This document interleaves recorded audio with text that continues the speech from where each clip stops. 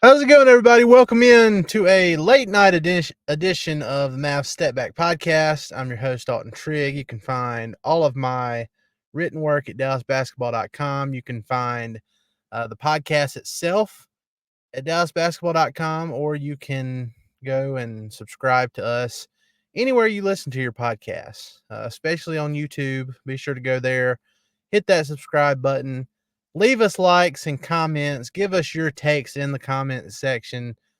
We really appreciate all of the support you guys have given us over the last 5 years, and we continue to grow and alongside of our Mavs. So hopefully even better times are ahead with these new additions the Mavs have made. It's looking pretty promising. They're on a 6-game win streak going into this All-Star weekend, and on the opposite side of this thing, coming out of the gates, they have a big game against the Phoenix Suns, who they're a game behind in the Western Conference standings for 5th place. So it's going to be interesting. The Mavs, they're finally healthy. They got their new additions who will have had more than a week to get even more acclimated to the system. And they've already been almost near seamless fits, so it should only get better from here. And we'll see, how the guys look coming out of this All-Star break. So, speaking of All-Star weekend, we have a couple of things to talk about. Now, it's not just Luka Doncic who is going to start for the fifth. Well, he's going to start for the fourth time in an All-Star game. He is an All-Star for the fifth time in 6 seasons, and that will happen on Sunday night.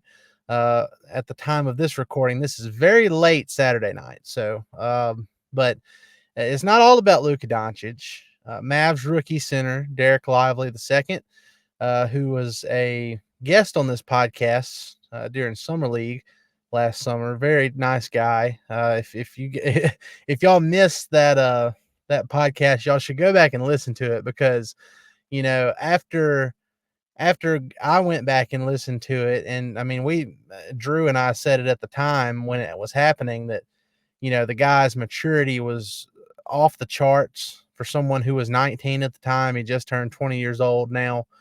Um, Maturity is off the charts. Basketball IQ is off the charts. He has all the physical intangibles that you want. Um, he is, once he gets in a weight room and puts on a little bit more weight over the next couple of years, he's going to be an unstoppable force in the paint. And it only helps that he has a guy like Tyson Chandler as a close mentor. So going back and listening to that initial interview we did with him, you listen to what he's saying, and he's backed up every single thing he talked about doing, that he's going to come in and give high energy throughout and do the dirty work, set screens for Luka and Kyrie, and just kind of play his role, be a star within his role, so to speak. And he's done all that, and he participated in the Rising Stars Challenge on Friday, when they got started, and he was on Team Jalen. The I forgot what team that Victor Wembanyama was on, but they lost to a bunch of G Leaguers. They didn't even make it to the final, to the championship round. But in that first game for Team Jalen, they were off to a slow start. They were down by about 10 points or so, with the target score being 40. And then once Dereck Lively checked into the game, made an immediate impact, and Team Jalen ended up coming back and winning that game. The announcers for that TNT broadcast for the Rising Stars Challenge were even talking about, like, man, Dereck Lively, he may he may not be scoring all the time, but he hangs around the basket. He plays with high energy, setting good picks. He made an immediate impact, and it was very cool to hear the national media broadcast acknowledge that, for a wider audience to know about. So that was really cool. I mean, it's not surprising. We've seen it from Lively all season long. He is a rookie, but he's had a major impact for the Mavs. And, having a guy like Daniel Gafford on the team now, it won't hurt them as bad if Lively has to miss some time. But, ideally, the Mavs need Lively healthy. And I think he really is, still the starter going forward for the Mavs, even though, Daniel Gafford is there. I think you start Lively, you start PJ Washington, you have Gafford come off the bench, and then, you kind of work with the rotations from there. And then on the opposite side of this All-Star break, you should have Dante Exum back into the mix, which will be really interesting because he was on a tear before he ended up having to sit out with a knee injury. So, but yeah, Dereck Lively, he's awesome. He's had some great quotes throughout this this All-Star weekend, and it started, with him saying that the Mavs are a dark horse title contender. And his exact quote, let me pull it up here. And I mean, look, he's honestly, I mean, I know people want to dissect every single thing and say, oh well, they're not really gonna, do much damage in the playoffs, and but look, that's the whole point of, and he's talking about national media having those kind of perspectives, but that's the whole point of the term dark horse. It's flying under the radar, it's proving people wrong. And that's the whole thing Lively's getting at here. He said, "We're the dark horse," and I'm quoting Lively. He said, "We're the dark horse that everybody doesn't want to look at, but we're in the back of their minds. We just got to keep this streak going, stay focused, and get each game plan done when game time comes." So, I mean, look, all the pieces are there. During this 6-game win streak, the Mavs are at the top of the league when it comes to offensive rating, when it comes to defensive rating, especially PJ Washington. I was going through lineup data the other day, where you have 2, 3, 4, 5-man lineups. And I know it's a small sample size. I know it's only 3 games, but every lineup combination that you look at where the Mavs just have stellar defensive ratings, PJ Washington is part of those, he's part of those lineups. So, he's made a huge difference.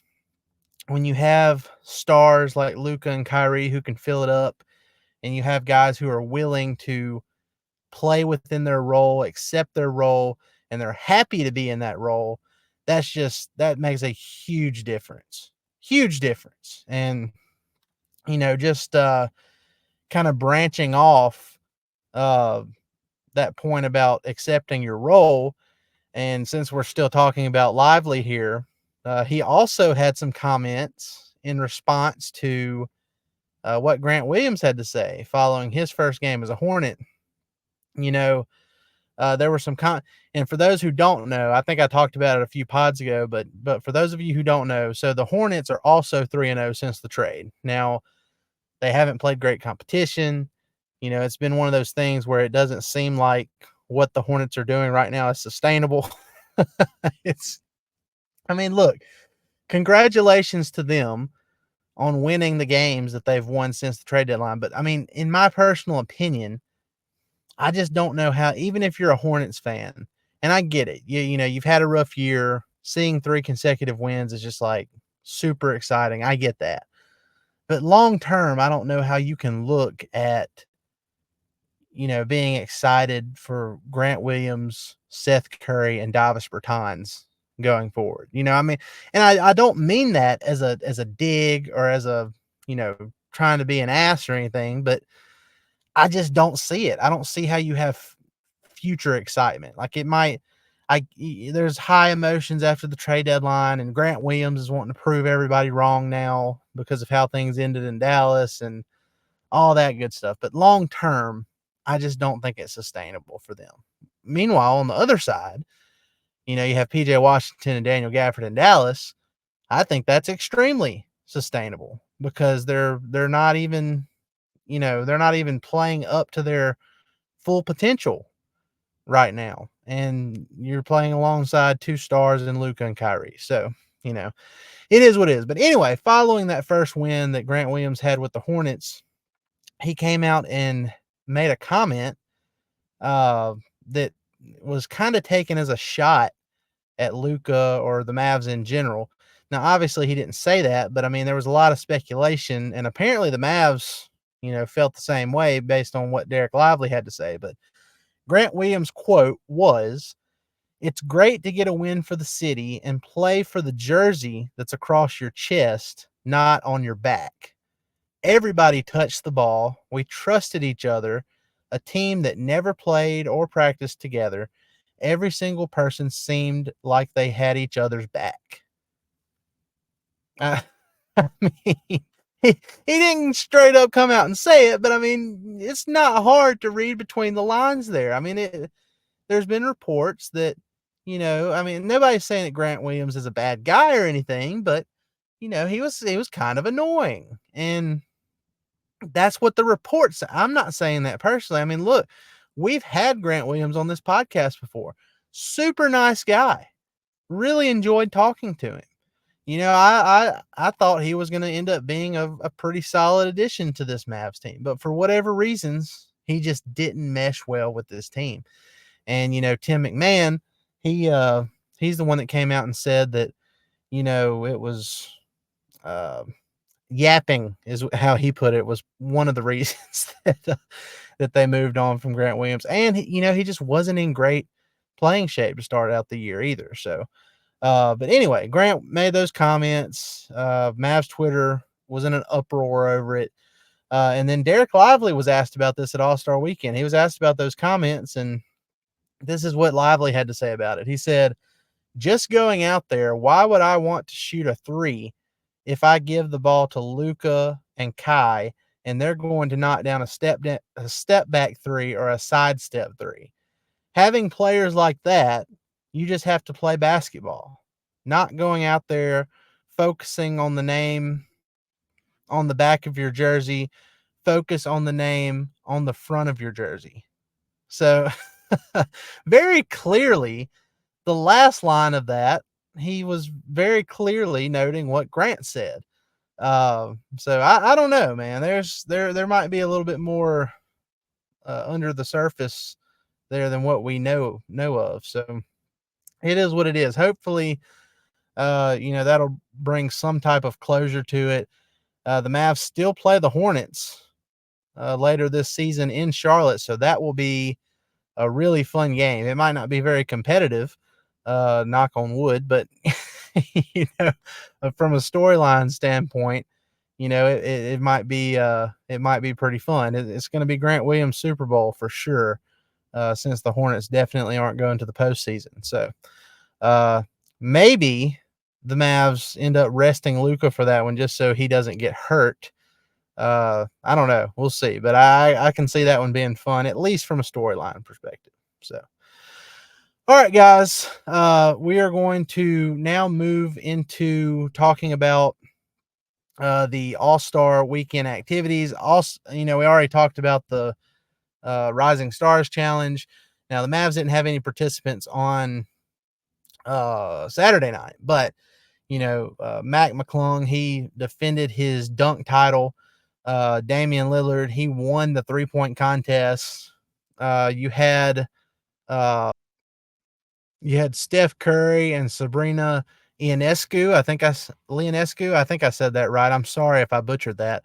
From the New York Liberty, doing a one-on-one 3-point contest that Steph won by 3 points. It was 29 for him, and Sabrina had 26. So that was pretty cool. Hopefully, this isn't just a one-time thing for that. That's almost I'd go out on a limb and say that was probably the most interesting part of the Saturday night activities, because the dunk contest is just a dud now, in my opinion. So I don't know. I mean, you got to have a certain level, a certain care factor with the participants in the dunk contest for it to matter. You also just have to have some athletic freaks out there. You can't just have like middle of the pack athleticism out there and then say, oh, well, they're just not being creative enough. They're probably not being creative enough because they're not athletic enough, to do some of the stuff we've seen in the past with Vince Carter and, that awesome dunk contest with Zach LaVine and Aaron Gordon and, all that kind of stuff. You got to have some of your best athletes out there for it to be the best product. And it just hasn't been that way for the NBA dunk contest. And, if they're not going to have the best of the best come out there, and if you're not going to outsource it to like some of these YouTube dunkers that do crazy stuff, if you're not going to do something like that, I don't know that they shouldn't just consider shelving it for a few years, just to try something different. My idea was, stop doing the dunk contests, which is, disappointed year after year now, and like do something different, like a horse contest. You see these videos of Luka making these insane shots at All-Star game practices. And, so there was a video of Steph Curry doing a full court. It was more than full court. He was in the opposite tunnel about to go in the locker room, threw it all the way across to the other end of the court, made it. Stuff like that. Like if you can like do a horse contest with some of these crazy shots and have these trick shot guys like Luka and Steph and whoever else. I mean, that, in my opinion, would be more exciting than what we've been getting with the dunk contest. So that's where I'm at with that. Now, obviously, we have to watch Luka in this All-Star game, and it's funny. And this is we're gonna go into some of these bets, not bets. It's some of the betting odds for let's see. Okay, so I'm looking at the betting odds for All-Star Game MVP. Luka is at plus 1900. Plus 1900. So, you know, that that's probably pretty good value, but the reason he doesn't have very good odds is because he doesn't take it seriously at all. He is there to get a slight bit of cardio, and I wouldn't even call it cardio, just kind of trot up and down the court, get a couple points, get a couple assists, call it a day, and then get on a plane and go to Cabo for a little bit uh, before having to resume play next week. So Luka not taking the All-Star game seriously or why those odds are so not in his favor there. But who knows? Who knows? Maybe this is the one year Luka decides to take it seriously. I'm personally not gonna, put any money on it, but we'll see how it goes. And look, while we're talking about this, I'm gonna take the opportunity to tell you guys about Prize Picks. If you haven't downloaded the Prize Picks app yet, I'd encourage you to do so. Prize Picks is really simple to play. I can make picks and submit my entry in less than 60 seconds. They have quick withdrawals, easy gameplay, an enormous selection of players and stat types. And that's what makes Prize Picks the #1 daily fantasy sports app.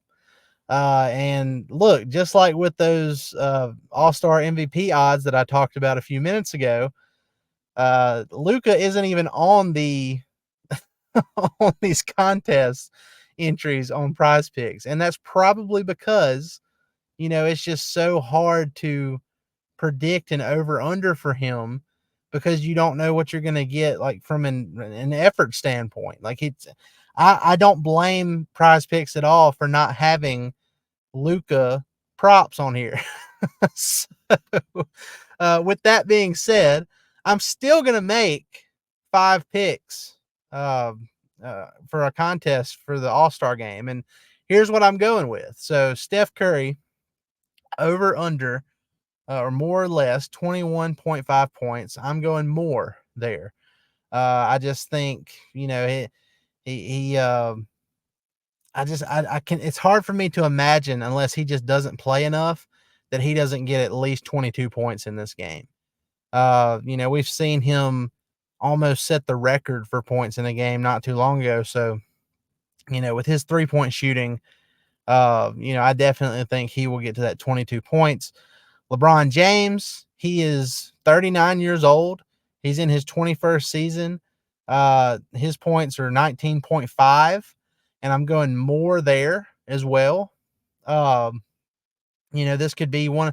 I'm sure LeBron isn't going to call it quits after this season, but it's no shock that he's at the end of his career, and he's got to take advantage of these moments while he still has them. And I feel like 20 points is not out of the question for LeBron in his age 39 season. So we'll see. Shea Gilgeous Alexander, 7.5 assists. I'm going more there.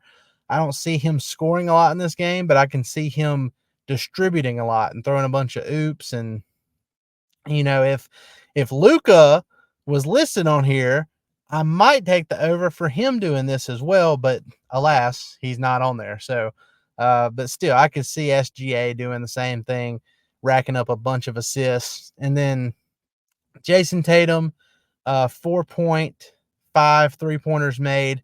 I'm going less. I'm going less than that. It's a gut feel. I mean, he very well could go out there and hit 5 threes, but I mean, I don't know. I'm just not feeling it with that. I feel like he's going to be more of an afterthought for this one, and it's going to be more LeBron and Steph and maybe Giannis, Jokic, all those guys. So we will see. My final one is Anthony Davis. I thought this one was interesting. 4.5 rebounds is the number for him. I'm going to go more. I feel like Anthony Davis grabbing 5 rebounds might be a steal for this. Uh, Even if he only plays, maybe a quarter or a quarter, quarter and a half, or however the whatever the target score is. I don't know how long these games normally take, but I feel like him grabbing 5 rebounds might be a pretty safe pick there. So that's my 5th pick on it. And, if you guys want to go to Prize Picks, be sure to get the app. Go to prizepicks.com/stepback and use our promo code STEPBACK, all one word, all lowercase letters, for a first deposit match up to $100. Again, go to prizepicks.com/stepback and use promo code STEPBACK for a first deposit match of up to $100. Might as well. I mean, look, if you deposit $100 to do it, you'll have $200 you can play with. So, be sure to go do that, and we'll be keeping an eye on, all these. Or I'll be keeping an eye on all these picks I'm going to be making for this one. So, but look, we'll see. I mean, the All-Star game, it's become a glorified pickup game. There's not a lot of defense played. I do like how they've gone back to the Western Conference versus Eastern Conference format for this year instead of doing the pick, the draft, so to speak, all-star draft. So I do like this West versus East a lot more than I did how they've done it the last several years. It seems more natural, having the red and the blue jerseys. That's what they need to get back to. And look, I still think I don't know how they can incentivize this going forward other than, I mean, obviously you can add money to it, but, maybe they do something to where if the West wins or if the East wins, you get some kind of advantage in the postseason, or, maybe in the NBA finals, something happen. Maybe you get to choose if instead of, I don't think you can give like home court advantage to the conference that wins the All-Star game, because that would, like, say last year, for example, if the East had won the All-Star game and then you give them home court advantage, and then you have the 8 seeded Miami Heat getting to the NBA finals to play the Nuggets. Well, I mean, come on. You can't have you can't have the 8 seeded Miami Heat having home court advantage over a team that was clearly superior in the Denver Nuggets. It'd be interesting for sure, but I just, that's not really fair, and it kind of diminishes the importance of the regular season. But, maybe you could have something to where the conference that wins gets to determine what kind of formatting they want for the finals. Like right now, it's, the home team gets, or the home court advantage team gets the first 2 games at home, swings back to the away team for 2 games. Then it's home, away, home for the final 3 games for a 7-game series. maybe a team decides, well, what if we want to do, 2 games at the beginning and then have the away team have 3 games and then, 2 games to end the series like it used to be back in the day, or some kind of mix. I'm just spitballing here. Maybe that's completely out of the question. Maybe it just needs to be strictly monetary, as far as, how you incentivize this game. But whatever the case may be, I think, Adam Silver has his work cut out for him to try and find a way to have a little bit more effort in the All-Star game. And really, like I mentioned earlier with the dunk contest too, it's really something when you have more excitement from the fans, from Luka, heaving in some incredible half court shots, skyscraping rainbow shots during a practice. Uh, you have more excitement there than you do in the dunk contest and the All-Star game in general, because I can't remember the last time somebody told me, that they were looking forward to watching an All-Star game. So, I mean, I don't know what the answer is. All I know is, there has to be some kind of incentive to raise the effort level going forward, or it's going to be a dead product in a handful of years. But, I think going back to the conference versus conference thing, I think that's at least a step in the right direction. You got rid of the draft. You have a little bit of conference pride there, and we'll see how it goes tomorrow night. I think it's a step in the right direction at the very least. So, the Mavs, they will be watching Luka tomorrow. All of us will be watching Luka, even if the chances of him giving a maximum effort are very low. Uh, but we will be watching regardless. And then after that, we'll be looking to taking a much deserved break for most of next week until the Mavs get underway again on Thursday night against the Phoenix Suns, who again are currently 5th in the Western Conference, and the Mavs are 1 game behind them. And that's going to be a big one, not just for, the standings themselves, but, it'll determine the regular season tiebreaker between the Mavs and the Suns. And the Mavs, they need that tiebreaker because they're still in the play-in range. Yes, they've won 6 in a row, but the whole Western Conference is kind of on a tear here lately. It's you look at the last 10 games for every team in the West, and it's like every single team has gone 7-3, I think, or a very minimum is like 6-4. So a lot of teams are still winning, and the Mavs, they don't have any room to take a break from their winning streak. They need to keep it going, and see how far they can climb in these last 27 games of the season. And they have to go. Let's see here. The Mavs are 32-23, so that means they have to go 18-9 for the rest of the season to reach 50 wins. That's very doable given their schedule. They have a fairly easy schedule to end the year compared to most other teams. Before these last 2 games against the Wizards and the Spurs, they had the third easiest schedule to end it. Now, I'm sure that probably went up a little bit after they got the Spurs and the Wizards out of the way, but they still have one of the easiest schedules, and I think 50 wins is not out of the question. And if they get to 50 wins, Luka Doncic is your MVP. I know Jokic has been great. I know SGA has been great for OKC, but with what Luka has had to do and the load he's had to carry for most of this season, and before these trades happened and before the roster got healthy, just to keep the Mavs afloat, to have this opportunity to reach 50 wins, if he accomplishes that, he is your MVP, because there has never been a player in league history to average at least 33 points, 8 rebounds, 8 assists per game in league history. And I mean, Russell Westbrook came the closest, I believe. He averaged like a triple-double for the season, but I think he averaged 30, 31 points per game. So he's the closest, but Luka is averaging nearly 35 points per game, over 9 assists, and over 8 rebounds. and he's shooting nearly 50% from the field and a career best 38% from three. And he's playing good defense too. Now, look, he's not going to make an all defensive team, but the way he's playing defense, he's making a difference for the Mavs.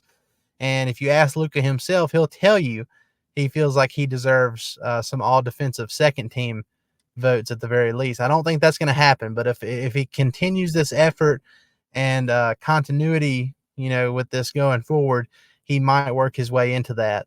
And I just believe if the Mavs get to that 50 win mark, then it's his MVP for the taking.